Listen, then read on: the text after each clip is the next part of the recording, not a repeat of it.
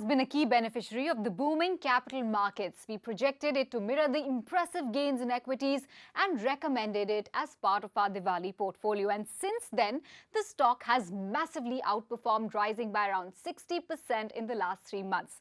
This staggering rally isn't surprising, as in the past couple of years, we have seen the market scaling to new highs, a surge in trading volumes accompanied by huge addition of new investors and a raft of new issues in the primary market. BSE's robust Q3 earnings reflected the continued buoyancy in capital markets. Consolidated profits surged by 86% year-on-year, led by strong revenue growth on account of higher transaction volumes, partially offset by lower investment income and higher taxes. BSE's stock price jumped over 7% after the earnings announcement. Interestingly, the stock reaction was amplified by AMFI data, which revealed strong equity inflows in Jan 22. The street's response was apt, as BSE operates one of the largest mutual fund distribution platforms, BSE Star MF, which stands to gain from higher equity inflows and growth in mutual funds. BSE has slightly improved its equity cash market share to 7% in Q3 FY22 on the back of increasing interoperability, while its derivatives market share declined to 3% in Q3 FY22 from 7% in Q3 FY21. But even without gain in market share, BSE did report a substantial rise in its revenue, driven by the increase in market size. The average daily turnover in equity cash segment has grown by 50% YOY in the 9 months of FY22. BSE's efforts to recoup market share in the equity segment has seen little success, but we are encouraged by its foray into new segments where it is rapidly gaining traction. For instance, total transactions on Star MF grew by 99% YOY in the 9 months of FY22. BSE's market share in segments other than equity trading, whether it's commodities, INX, SME listing, also looks quite decent.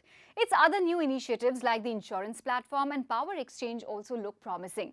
But except for Star MF, other segments are still at a nascent stage and are not contributing to revenues yet.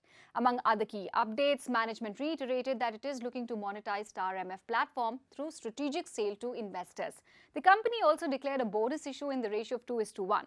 In a duopolistic market, despite being a distant second player in the equities segment, we expect BSE to earn substantial revenue from equities on an increasing market size and also due to pricing power in exclusive segments like SME listing. New business streams can also translate into meaningful opportunities in the long term, just like Star Mutual Fund, which was launched a decade ago but has gained immense scale in the recent years. BSE enjoys strong financials. Certain streams of revenue like listing fees are recurring in nature and are not impacted by market activity. Since all its major costs are fixed in nature, there's a huge operating leverage benefit that will be visible in BSE's earnings as it gains scale and scope with the widening and deepening of capital markets. Increasing revenue, high operating leverage, with EBITDA margins of more than 25% and limited capital needs will translate into strong free cash flows. Now, large cash flows are expected to be returned to shareholders by way of higher dividend payouts and buybacks. Now, the key question is there more steam left in the stock after the recent rally? Though the stock price has more than doubled in the past 1 year, earnings too have accelerated. Hence, the valuation is still at 26 times FY23 expected earnings, which is reasonable given low-risk business model. Given the growth in capital markets, rising retail participation, increase in digitisation in financial services, BSE is a good long-term bet. Now, key triggers for the stock will be value unlocking in Star MF and/or the listing of NSE.